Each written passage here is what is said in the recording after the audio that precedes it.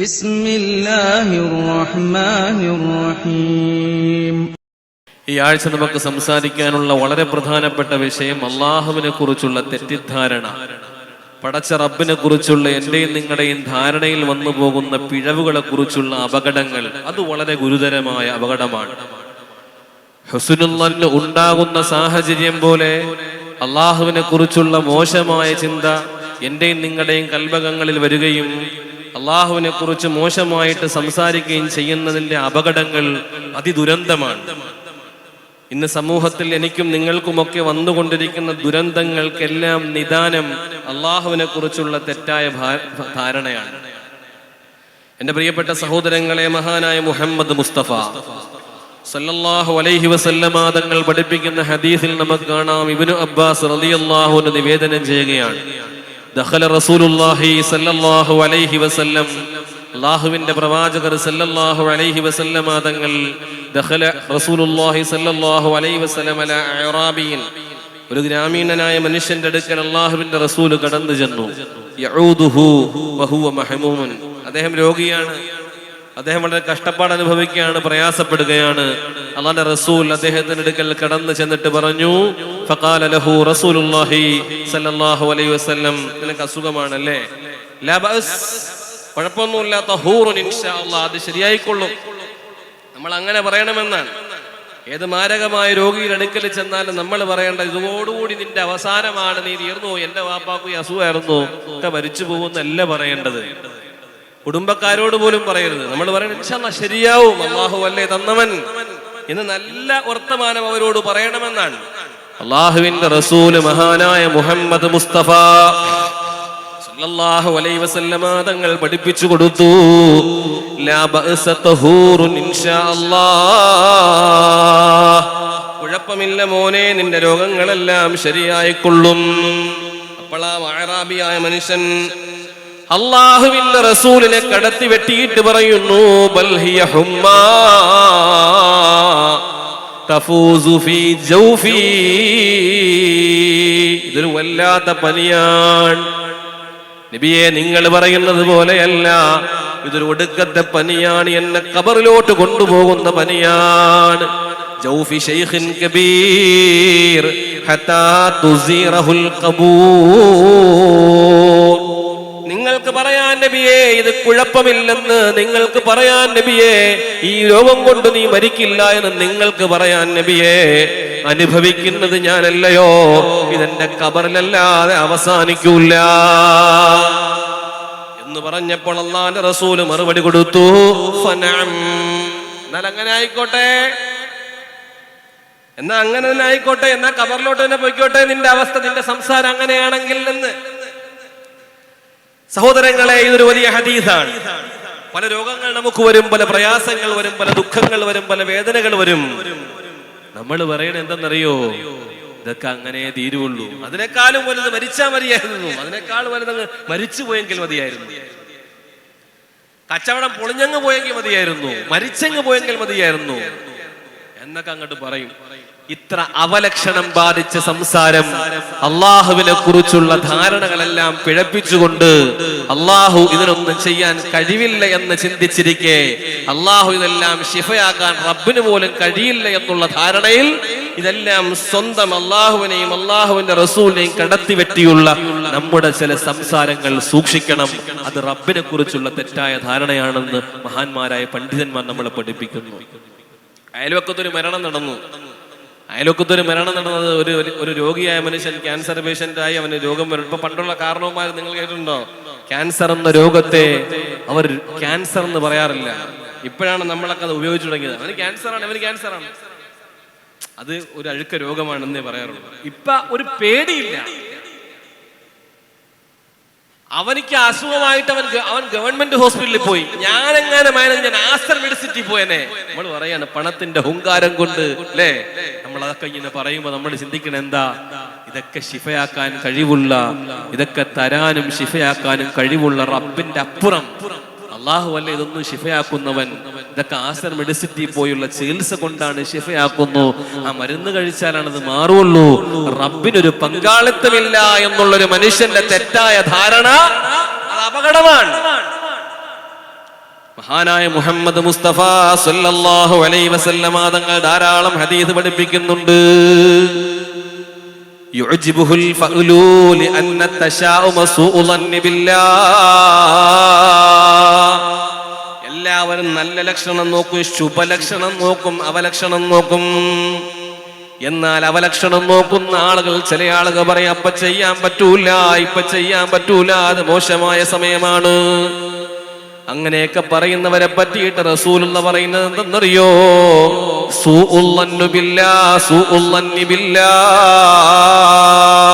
അള്ളാഹിനെ കുറിച്ചുള്ള മോശമായ ഭാവനയാണത്. നല്ല ലക്ഷണം നോക്കുന്നവരുണ്ട്.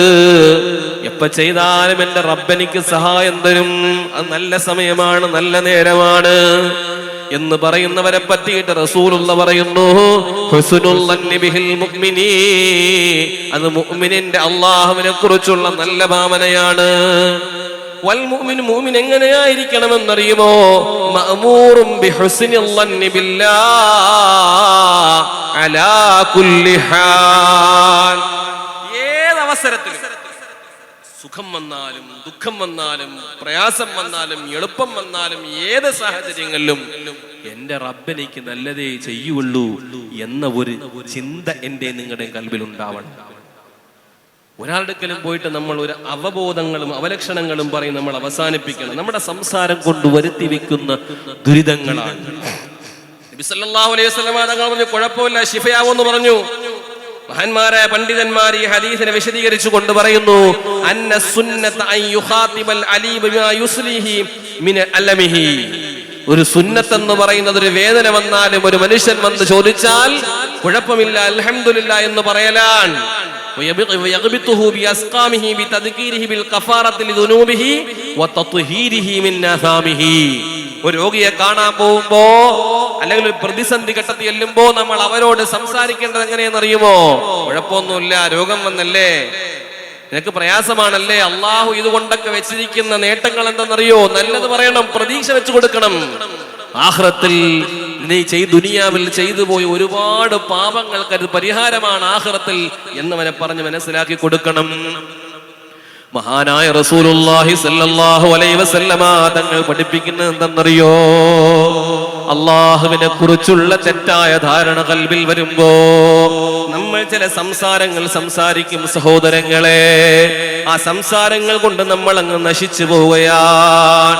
നമ്മളെ സംസാരമാണ് നമ്മളെ നശിപ്പിക്കുന്നത്. അബൂ ദർദാ റളിയല്ലാഹു അൻഹു പറയുന്ന ഒരു ഹദീസ് ഉണ്ട്. അള്ളാഹുവിന്റെ റസൂല് മഹാനായ മുഹമ്മദ് മുസ്തഫ സല്ലല്ലാഹു അലൈഹി വസല്ലമ തങ്ങൾ പഠിപ്പിക്കുന്ന ഹദീസ് കേട്ടോ, വ്യക്തമായിട്ട് പഠിച്ചോ. മുഅക്കലും ബിൽ ഖൗലി. ഒരു മനുഷ്യനൊരു പരീക്ഷണം ഉണ്ടാകുന്നത് അവന്റെ സംസാരം കൊണ്ടാണ്. ഈ ഹദീസിന്റെ അർത്ഥം എന്തെന്നറിയോ? അന്നൽ അബ്ദ ഫീ സലാമത്തിൻ മാ സകത. ഒരു മനുഷ്യൻ മിണ്ടാതിരുന്നാൽ അവൻ സുരക്ഷിതനാണ്, അവൻ സുരക്ഷിതനാണ്. ഫൈദാ തകല്ലമ, അവൻ സംസാരിച്ചാലോ അറഫ മാ ഇൻദഹു ബിമിഹ്നത്തിൻ നുതുഖി, അവന്റെ സംസാരത്തിന്റെ ഗുണമാണോ ദോഷമാണോ അതവൻ അറിയുക തന്നെ ചെയ്യുന്നതാണ്. നമ്മൾ മോശമായിട്ട് സംസാരിച്ചു പോയാണ്. എന്റെ മോള് മക്കളൊക്കെ ഒരു തെറ്റ് ചെയ്യുമ്പോ, വീട്ടിന്റെ അകത്ത് കുഞ്ഞുമക്കൾ ഒരു തെറ്റ് ചെയ്തു പോയാൽ നമ്മൾ പറയും, എടീ ഞാൻ ഉള്ളത് കൊണ്ടല്ലേ, ഞാൻ മരിച്ചു കഴിഞ്ഞാൽ നീ എന്ത് ചെയ്യുമെടി എന്ന്. ഒരിക്കലും നമ്മൾ അത് പറയരുത്. മക്കൾക്ക് വേണ്ടി സമ്പത്ത് മുഴുവനും ചെലവഴിച്ചുകൊണ്ട് ഉപ്പയും ഉമ്മയും പറയുന്നത്, വയസ്സാം കാലത്ത് മരിക്കാൻ കിടക്കുമ്പോ, തളർന്നവശനായിട്ട് കിടക്കുമ്പോ വല്ല വെള്ളം തരുമോ നീ, അതിനു വേണ്ടിയാണ് നിന്നെ ഞാനിപ്പോ നോക്കുന്നത്. നമ്മൾ പറയുന്ന ഭാഷയാണ്. മരിക്കാൻ കിടക്കുന്ന വല്ല വെള്ളം തരുമോ നീ എന്ന് ചോദിക്കും. മരിക്കാൻ കിടക്കുന്ന വെള്ളം കുടിക്കാൻ വേണ്ടി നീ കിടക്കണം, നിനക്കെന്താ ഇത്ര നിർബന്ധം? അന്തസ്സായിട്ട് മരിക്കും വരെ ആരോഗ്യത്തോടു കൂടി ജീവിച്ചൂടെ? നമ്മളങ്ങ് സ്വയം വിലയിരുത്താൻ നമ്മളെ പറ്റിയിട്ട്. മരിക്കാൻ കിടക്കുമ്പോ നീ എല്ലാം തരുവോ? അല്ല കഞ്ഞി വെള്ളം തരുവോ? രോഗിയായിട്ട് കിടക്കുമ്പോ നീ എന്നെ നോക്കൂ, എനിക്ക് കടം വരുമ്പോ നീ വിട്ടു, ഇതൊന്നും സംസാരിക്കരുതെന്നാണ്. വളരെ ഗൗരവമാണ്, വളരെ ഗൗരവമാണ്. മഹാനായ മുഹമ്മദ് മുസ്തഫ സല്ലല്ലാഹു അലൈഹി വസല്ലമ തങ്ങൾ മുത്തുനബി തങ്ങൾ പറയുന്നു, അബൂദർദാ റളിയല്ലാഹു അൻഹു മുആദ് റളിയല്ലാഹു അൻഹുവിനെ വിളിച്ചുകൊണ്ട് പറയുന്നു, അന്ത ഫീ സലാമത്തി മാ സഖത യാ മുആദ്. മുആദേ, നീ മിണ്ടാതിരുന്ന കാര്യത്തിലെല്ലാം നീ സുരക്ഷിതനാണ്. ഫൈദാ തകല്ലംത, നീ എന്തെങ്കിലും സംസാരിച്ചിട്ടുണ്ടോ, ഫലക ഔ അലൈക, ഒന്നുകിൽ നിനക്കത് ഗുണമാണ്, അല്ലെങ്കിൽ നിനക്കത് എതിരാണ്. മഹാനായ അത്തിപ്പറ്റ ഉസ്താദ് രോഗിയായിട്ട് കിടക്കുന്നു. ക്യാൻസർ എന്ന രോഗമാണ്, ഞണ്ടിറുക്കുന്ന വേദനയായിട്ട് കിടക്കുമ്പോ സമസ്ത കേരള ജംഇയ്യത്തുൽ ഉലമയുടെ മഹാരഥന്മാരായ പണ്ഡിതന്മാര് കാണാൻ ചെല്ലും. വലിയ വേദനയുടെ അവസ്ഥയിൽ കിടക്കുമ്പോ എങ്ങനെയുണ്ടെന്ന് ചോദിക്കുമ്പോ ശൈഖുനാ അത്തിപ്പറ്റ ഉസ്താദ് പറയാറുണ്ടായിരുന്നത്രേ, അൽഹംദുലില്ലാഹ് എന്ന് വേണം പറയാൻ.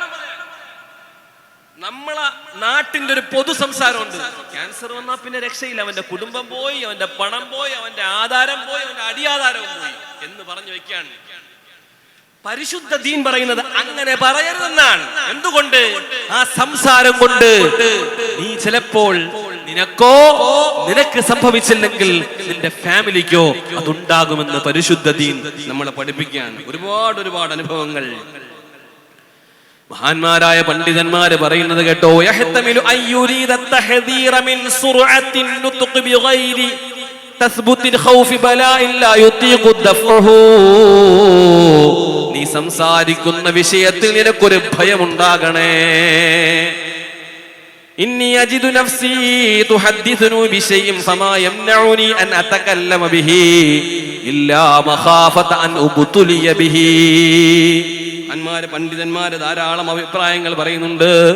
സമയക്കുറവ് കൊണ്ട് ഞാൻ ചുരുക്കുന്നു. മഹാനായ ഇബ്രാഹിം റഹ്മത്തുള്ളാഹി അലൈഹി പറയുന്നു, ഞാൻ എന്തെങ്കിലും സംസാരിച്ചു പോയാൽ അത് കാരണം എന്തെങ്കിലും ബലാവുകളോ എന്തെങ്കിലും മുസീബത്തുകളോ എനിക്ക് വന്ന് പെട്ടുപോകുമോ എന്നെനിക്ക് ഭയമുണ്ട്. അതുകൊണ്ട് ഫഹ്ദർ, നീ സൂക്ഷിച്ചു കൊള്ളണം. മിൻ തമന്നിൽ മദ്മൂം, മോശമായ കാര്യങ്ങൾ അവലക്ഷണം പറയുന്നത് എനിക്ക് അങ്ങനെ പറ്റുള്ളൂ. ഞാൻ എന്ത് തുടങ്ങിയാലും പരാജയപ്പെട്ടു പോകും, എനിക്ക് നാശമാണ്, എന്റെ മക്കള് മോശമാണ്, അവർ പഠിക്കുന്നില്ല, കഴിവില്ലാത്തവരാണ്. ആധുനിക സൈക്കോളജിസ്റ്റുകൾ പറയുന്നു, സ്വന്തം മക്കളെ മുഖത്ത് നോക്കിയിട്ടടാ കഴിവ് കെട്ടവനെ എന്ന് വിളിക്കരുതെന്നാണ്. നീ ഒരു 10 വട്ടം വിളിക്കുമ്പോ അവൻ ഓട്ടോമാറ്റിക് ആയിട്ട് കഴിവിട്ടു. അവന്റെ മക്കളെ കണ്ടോ, അവന്റെ ഭാര്യയെ കണ്ടോ, ആര് ചോദിക്കും അവിടത്തെ അവനെ കണ്ടോ, അവന്റെ ബിസിനസ് കണ്ടോ, അവന്റെ ഇതൊന്നും കുടുംബത്തിന്റെ ഉള്ളിൽ തന്നെ സംസാരിക്കാൻ പാടില്ലെന്നാണ്. എന്തുകൊണ്ട്? അള്ളാഹുവിനെ കുറിച്ചുള്ള തെറ്റായ ധാരണകൾ വരുത്തി വെക്കലാണ്.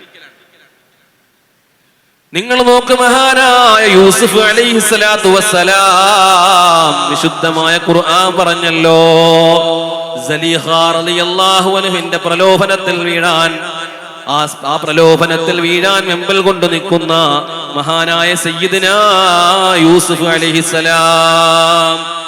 വലിയ പ്രലോഭനമാണല്ലോ. പ്രലോഭനത്തിന്റെ അതിര് കടന്നപ്പോ മഹാനായ യൂസുഫ് അലൈഹിസ്സലാത്തു വസ്സലാം ദുആ ചെയ്തു എത്രേ, റബ്ബി സിജ്നു അഹബ്ബു ഇലയ്യ മിമ്മാ യദ്ഊനനി.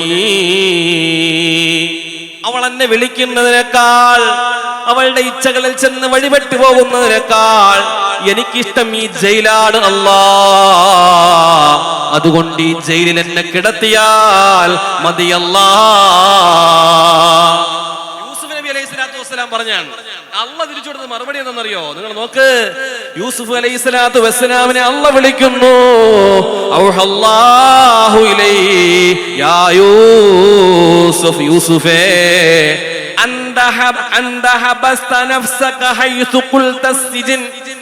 നീ എന്തുകൊണ്ടാണ് ജയിലിൽ അടയ്ക്കപ്പെടാൻ നീ സ്വന്തമായിട്ട് നീ എന്താണ് നിന്നെ തടഞ്ഞു വെച്ചത്? നിനക്ക് പറയാൻ പാടില്ലായിരുന്നോ അൽ ആഫിയത്തു അഹബ്ബു ഇലയ്യാ,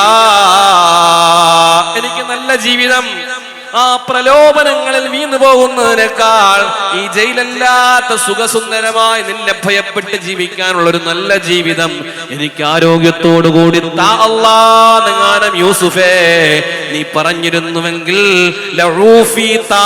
നിനക്ക് ആരോഗ്യം നൽകപ്പെടുമായിരുന്നു. ഈ ഒരൊറ്റ വാക്ക് പറഞ്ഞത് കൊണ്ട് കൊല്ലങ്ങളോളം വീണ്ടും കിടന്നു യൂസുഫ് നബി അലൈഹിസ്സലാത്തു വസ്സലാം ജയിലിൽ. പല ആളുകളും പ്രസംഗിക്കുമ്പോഴും പറയും, ജയിൽ എനിക്ക് പ്രശ്നമല്ല, കാരാഗ്രഹം എനിക്ക് പ്രശ്നമല്ല, രോഗം എനിക്ക് പ്രശ്നമല്ല, കടം എനിക്ക് അതൊക്കെ ഞാൻ വീട്ടും. നീ എങ്ങനെ വീട്ടും? എടോ, അള്ളാഹുവിന്റെ സഹായമില്ലാതെ ചലിക്കാൻ പറ്റാത്ത ദുർബലനായ മനുഷ്യരായ ഞാനും നിങ്ങളും അള്ളാഹുവിന്റെ സഹായമില്ലാതെ എന്തിവിടെ ഉണ്ടാക്കുമെന്നാണ് നമ്മൾ പറയുന്നത്. ഒന്നും ചെയ്യാൻ കഴിയില്ല, അനങ്ങാൻ പറ്റില്ല. അള്ളാഹുവിന്റെ റസൂൽ നമ്മളോട് പറയുന്നത് വളരെ ലളിതമാണ്, സുന്ദരമാണ്. ഏത് പ്രതിസന്ധി ഘട്ടത്തിലും എന്റെ റബ്ബെന്നെ സഹായിക്കും, ഇന്നൊക്കെ രക്ഷപ്പെടുത്താൻ എന്റെ റബ്ബിനെ കഴിയൂ. എന്റെ റബ്ബൻ, എനിക്ക് എന്റെ റബ്ബ് കഴിഞ്ഞ ആഴ്ച നമ്മൾ പറഞ്ഞല്ലോ, ഫിർഔൻ തൊട്ടുപറക്കെ മൂസാ നബി ചെങ്കടലിന്റെ മുന്നിൽ അല്ലോ തീർന്നു, എന്തായാലും ഫിർഔൻ വെട്ടിക്കൊല്ലും എന്നെങ്ങാനും പറഞ്ഞിരുന്നെങ്കിൽ ഉറപ്പായിട്ടും ഫിർഔന്റെ കൊലപാതകത്തിന് അവർ ഇരയായനെ പറഞ്ഞില്ല. ഇന്ന മഈ റബ്ബി, തുറക്കപ്പെടാൻ പറ്റാത്ത ചെങ്കടൽ മുന്നിലുള്ളപ്പോ 12 ധൂളികളായിട്ട് വഴികളായിട്ട് അല്ലാഹു തുറന്നു വെച്ചു കൊടുത്തെങ്കിൽ, സഹോദരങ്ങളെ, അതിലും വലിയ പ്രതിസന്ധിയൊന്നും നമുക്കില്ലല്ലോ. ഉണ്ടോ? അതിലും വലിയ പ്രതിബന്ധങ്ങൾ എനിക്കും നിങ്ങൾക്കും ഉണ്ടോ? അതുകൊണ്ട് ശുഭപ്രതീക്ഷയിൽ, നല്ല പ്രതീക്ഷയിൽ യാക്കൂബ് നബി അലൈഹിസ്സലാത്തു വസ്സലാം, യാക്കൂബ് നബി അലൈഹിസ്സലാത്തു വസ്സലാമിന് 12 മക്കളാണ്. 12 മക്കളിൽ ഏറ്റവും സുന്ദരനും യാക്കൂബ് നബിക്ക് പ്രിയപ്പെട്ടവനും യൂസുഫ് നബി ആയപ്പോ, അത് നബിയാണെന്നറിഞ്ഞപ്പോൾ കൂടുതൽ ചേർത്ത് നിർത്തി. ഇന്നി റഅയ്തു 11 കൗകബാ, ഞാൻ 12 നക്ഷത്രങ്ങളെ കണ്ടു വാപ്പാ. 12 നക്ഷത്രങ്ങൾ എനിക്ക് സുജൂദ് ചെയ്യുന്നുണ്ട്. ഈ സ്വപ്നത്തിന്റെ വ്യാഖ്യാനം മനസ്സിലാക്കി യാക്കൂബ് നബി എന്റെ പൊന്നുമോനൊരു പ്രവാചകനാകാൻ പോണ പൊന്നുമോനാണെന്ന് പറഞ്ഞ് സ്നേഹിച്ചണച്ച് പിടിച്ചപ്പോ 10 ബലിഷ്ഠരായ സഹോദരങ്ങൾക്ക് അത്ര അങ്ങോട്ട് പിടിച്ചില്ല. അവർ യൂസുഫ് നബിയെ ഇല്ലാതാക്കാനുള്ള ഗൂഢമായ ആലോചന നടത്തിയിട്ട് യാക്കൂബ് നബിയുടെ മുന്നിൽ വന്ന് പറയുന്ന ഒരു ഭാഷയുണ്ട്, വാപ്പാ ഞങ്ങൾ അവിടെ കളിക്കാൻ പോകുന്നുണ്ട്, ആടുമേക്കാൻ പോകുന്നുണ്ട്, പൊന്നുമോനായ യൂസുഫിനെ എന്തേ വാപ്പാ നിങ്ങൾ വിടാത്തത്? യൂസുഫ് നബി അലൈഹിസ്സലാത്തു വസ്സലാമിനെ കുറിച്ചിട്ട് യാക്കൂബ് നബി എന്ന മക്കളോട് പറഞ്ഞ എന്തെന്നറിയോ? മക്കളെ, യൂസുഫ് കുഞ്ഞാണ് മക്കളെ, യൂസുഫിനെ നിങ്ങൾ കൊണ്ടുപോയാൽ ചെന്നായ പിടിച്ചാലോ? ചെന്നായ പിടിച്ചാ എന്ത് ചെയ്യും? ഇല്ല വാപ്പാ, ഞങ്ങൾ 10 പേരില്ലേ വാപ്പാ, ചെന്നായ പോയിട്ട് ഒരു ഉറുമ്പ് പോലും കടിക്കൂല, ഞങ്ങൾ കൊണ്ടുപോയിക്കൊള്ളാം എന്ന് പറയുമ്പോ വിട്ടുകൊടുക്കുമ്പോ തിരിച്ചു വന്നിട്ടാ മക്കള് പറഞ്ഞൊരു ഭാഷയുണ്ട്, വാപ്പാ യഥാർത്ഥത്തിൽ അങ്ങനെ സംഭവിച്ചിട്ടില്ല എങ്കിലും പൊട്ടക്കിണറ്റിൽ കൊണ്ട് തള്ളിയിട്ടിട്ട് വാപ്പാനോട് തിരിച്ചു വന്ന് പറഞ്ഞ ഭാഷ, വാപ്പാ യൂസുഫിനെ ചെന്നായ പിടിച്ചു വാപ്പാ. യാക്കൂബ് നബി പറഞ്ഞ അതേ ഭാഷ മഹാന്മാര് പറയുന്നു, അവിടെ യാക്കൂബ് നബി എന്റെ പടച്ചോൻ എന്റെ മോനെ കാത്തോളും കൊണ്ടുപോയിക്കോ എന്നെങ്ങാനും പറഞ്ഞിരുന്നെങ്കിൽ ഒന്നും ചെയ്യാൻ പറ്റൂലായിരുന്നു. നമ്മുടെ വിശ്വാസത്തിന്റെ ഏറ്റവും വലിയ ബലഹീനതയാണ്. മഹാനായ റസൂലുള്ളാഹി സ്വല്ലല്ലാഹു അലൈഹി വസല്ലം തങ്ങൾ പഠിപ്പിക്കുന്നു, ഇബ്നു അബ്ബാസ് റളിയല്ലാഹു അൻഹു നിവേദനം ചെയ്യുന്ന ഹദീസ് നോക്കൂ. മഹാന്മാരായ പണ്ഡിതന്മാർ നമ്മളെ പഠിപ്പിക്കുന്നുണ്ട്, ദുക്കിറ മുത്തലഈനൈൻ, ദുക്കിറ മുത്തലഈനൈൻ, ശപിക്കപ്പെട്ട ചില കാര്യങ്ങളെ പറ്റി ഇങ്ങനെ സംസാരിക്കുകയാണ് മുഹമ്മദ് മുസ്തഫ. തന്റെ ഭാര്യ മറ്റൊരാളോടുകൂടി പോയാൽ അതിന്റെ വിധികളെ പറ്റിയിട്ട് റസൂലുള്ള പറയുന്നു, സാക്ഷികൾ വേണം, സാക്ഷികളെ കൊണ്ടുവന്ന് അതിന് ഉറപ്പുവരുത്തണം എന്ന് പറയുമ്പോ ആസിബിന് അദി റളിയല്ലാഹു അൻഹു എന്ന് പറയുന്ന സ്വഹാബി പറയുന്നുണ്ട്, ഇല്ല നബിയേ, എന്റെ ഭാര്യയെങ്ങാനും അങ്ങ് പറയുന്ന വിധി പോലെ ഞാൻ കാത്തു നിൽക്കില്ല, അങ്ങ് പറയുന്ന പോലെ വിധി പോലെ സാക്ഷികളെ കൊണ്ടുവരാനോ അതല്ല മറ്റുള്ള അർത്ഥത്തിൽ ഇതൊക്കെ തെളിവന്വേഷിച്ചു പോവാനോ ഒന്നും ഞാൻ നിൽക്കൂല. എന്റെ ഭാര്യയെങ്ങാനും മറ്റൊരാളിന്റെ കൂടെ മറ്റൊരു പുരുഷന്റെ കൂടെ എങ്ങാനും കണ്ടാൽ അപ്പൊ തന്നെ ഞാൻ കൊല്ലും നബിയേ. ഒറ്റ ഇസ്ലാമിന്റെ ശറഅ് പറഞ്ഞപ്പോ സ്വഹാബി പറഞ്ഞു, ഏയ് എന്റെ ഭാര്യ മറ്റുള്ളവന്റെ കൂടെ എങ്ങാനും പോയി എന്നറിഞ്ഞ കാത്തുപ്പും തെളിവൊന്നുമില്ല, അവനെ കൊന്നുകളയും ആ സമയത്ത്. സുബ്ഹാനല്ലാഹ്, തന്റെ സഹോദരനായ ആസിം റളിയല്ലാഹു അൻഹുവിന്റെ സഹോദരൻ കടന്നു വന്നുകൊണ്ട് പറയുന്നു, ജ്യേഷ്ഠ സഹോദരാ, നിങ്ങളുടെ ഭാര്യ ഒരു അന്യ പുരുഷനുമായിട്ടുള്ള ബന്ധം വന്നിട്ടുണ്ട് എന്ന് സ്വന്തം സഹോദരൻ ആ സദസ്സിൽ നിന്ന് പിരിഞ്ഞു പോകുന്നതിന് മുമ്പേ വന്ന് പറയുകയാണ്. ആ സമയത്ത് ആസിം റളിയല്ലാഹു അൻഹു പറഞ്ഞ ഭാഷയുണ്ട്, മബ്തുലീതു ബിഹാദാ ഇല്ലാ ബിഖൗലി. ഞാൻ പറഞ്ഞത് കൊണ്ട് ഞാൻ പരീക്ഷിക്കപ്പെട്ടു, ഞാൻ ഇടങ്ങേറാവാൻ. ഞാൻ പറഞ്ഞത് കാരണമായിട്ട് എനിക്ക് വന്ന അദാബാണെന്ന് ബഹുമാനപ്പെട്ട സുഹായ് പറഞ്ഞെങ്കിൽ, സഹോദരന്മാരെ, ദുരന്തങ്ങളൊന്നും ഏറ്റെടുത്ത് സംസാരിക്കരുത്. എന്ത് പ്രതിസന്ധി വന്നാലും നമ്മുടെ ചുറ്റുവട്ടത്ത് രോഗികളുണ്ട്, പ്രയാസങ്ങളുണ്ട്. നമ്മൾ അവരോട് പറയേണ്ടതും നമ്മൾ ചെയ്യേണ്ടതും, നമ്മൾ എന്താ ചെയ്യേണ്ടത്? എന്റെ അള്ളാഹു ഇത് ശിഫയാക്കും. മുത്തുനബി തങ്ങൾ പറഞ്ഞ കുഴപ്പമില്ല, തഹൂറിനെ നന്നായിക്കോളും. ഇല്ല നബിയെ, ഇതുകൊണ്ട് ഞാൻ മരിക്കും. നമ്മൾ ഇതല്ലേ സർവ്വസാധാരണമായിട്ട് പറയണം, അവന് ക്യാൻസറാണ്, അവൻ തീരും, അവന് ട്യൂമറാണ്, അവൻ ഒടുങ്ങും. അള്ളാഹു പറഞ്ഞു അങ്ങനെ പറയരുത്, അള്ളാന്റെ റസൂല് പറഞ്ഞു അങ്ങനെ പറയരുത്. എപ്പോഴും സമാധാനത്തിന്റെ വാക്ക് നമ്മൾ പറഞ്ഞാൽ, അന്നൽ ബലാഅ മുഅക്കലും ബിന്നുതുഖി വഅന്നഹു ലം യഖഅ ബിന്നാതിഖി. നമ്മുടെ ഒരു ബലാഇന്റെ വർത്തമാനം പറയുമ്പോ നമുക്കത് സംഭവിച്ചില്ലെങ്കിൽ അവന് ശേഷമുള്ള അവന്റെ തലമുറയെ അത് ബാധിക്കും. അള്ളാഹു നമ്മളെ കാക്കുമാറാവട്ടെ. അയൽപക്കക്കാരൻ അസുഖം വന്നിട്ട് ചികിത്സിച്ചില്ല, ഞാനായിരുന്നെങ്കിൽ ചികിത്സിച്ചേനെ. എനിക്കാണ് ആ പരാജയം വന്നതെങ്കിൽ ഞാൻ കുലുങ്ങൂല്ല. എനിക്കാണ് ആ രോഗം വന്നതെങ്കിൽ ഞാൻ ഇങ്ങനെ ചെയ്തേനെ. എനിക്കാണ് ആ അപകടം വന്നതെങ്കിൽ ഞാൻ വെട്ടിച്ചു മാറ്റിയേനെ. ഇതൊന്നും നമ്മൾ സംസാരിക്കരുത്. എന്തേ പറയുണ്ടുള്ളൂ, ഇത്തരം അപകടങ്ങളിൽ നിന്നും ദുരന്തങ്ങളിൽ നിന്നും ഞങ്ങളെ നീ കാക്കണേ അല്ലാ. റസൂലുള്ള ഒരു ദുആയും കൂടി പഠിപ്പിക്കുന്നുണ്ട്. ക്യാൻസർ രോഗിയെടുത്ത് പോകുമ്പോഴോ, ട്യൂമർ രോഗിയെടുത്ത് പോകുമ്പോഴോ നീ പറയേണ്ട ഒരു ദുആയുണ്ട്. അവന് രോഗം ശിഫയാവൂല്ല എന്നല്ല നീ പറയേണ്ടത്. അൽഹംദുലില്ലാഹില്ലദി ആഫാനി മിമ്മബ്തലാക ബിഹി വഫല്ലലനി അലാ കസീരിൻ മിമ്മൻ ഖലഖ തഫ്ളീലാ. അൽഹംദുലില്ലാഹില്ലദി ആഫാനി, എനിക്ക് ആരോഗ്യം തന്ന അല്ലാഹ്, നിനക്ക് സർവസ്തുതിയാണ് അല്ലാഹ്. മിമ്മബ്തലാക ബിഹി, യമന് കൊടുത്ത പരീക്ഷണം നീ എനിക്ക് തന്നില്ലല്ലോ, എന്നെ നീ കാത്തല്ലോ അല്ലാഹ്. എന്നിട്ട് അല്ലാഹുവിനെ എല്ലാം ഭരമേൽപ്പിക്കുന്ന ആ ദുആ നീ ചെയ്താൽ ആ രോഗം നിനക്ക് വരില്ല, ആ ബലാ നിനക്ക് വരില്ല, ആ ഇടങ്ങേറ് നിനക്ക് വരില്ലെന്ന് പരിശുദ്ധ റസൂൽ മുഹമ്മദ് മുസ്തഫ. അതുകൊണ്ടാണ് രോഗ സന്ദർശനത്തിന് പോകണം എന്ന് നിന്നോട് പറയുന്നത്. അല്ലാഹു നമുക്ക് ഈമാൻ തരുമാറാവട്ടെ. ഞാൻ അവസാനിപ്പിക്കുകയാണ്. അല്ലാമ സമർഖന്ദി റളിയല്ലാഹു അൻഹു പഠിപ്പിക്കുന്നുണ്ട്, ഇദാ അസ്വാബക മാ തക്റഹ്, നിനക്ക് വെറുക്കപ്പെട്ട, നിനക്ക് ബുദ്ധിമുട്ടായ, നിനക്ക് പ്രതിസന്ധി വന്ന നിന്റെ മക്കളിലോ കുടുംബങ്ങളിലോ സമ്പത്തിലോ നിന്റെ ഇടപാടുകളിലോ നിന്റെ ശരീരത്തിലോ നിനക്ക് ബുദ്ധിമുട്ടുള്ള എന്തെങ്കിലും സംഭവിച്ചാൽ എന്താ നീ പറയേണ്ടത്? ലാ ഹൗല വലാ ഖുവത ഇല്ലാ ബില്ലാഹിൽ അലിയ്യിൽ അളീം. എന്താ അർത്ഥം? അള്ളാഹുവിനെ കൊണ്ടല്ലാതെ വേറെ ഒരു ശക്തിയുമില്ല, അള്ളാഹു അല്ലാത്ത വേറൊരു പ്രതിഭാസവുമില്ല.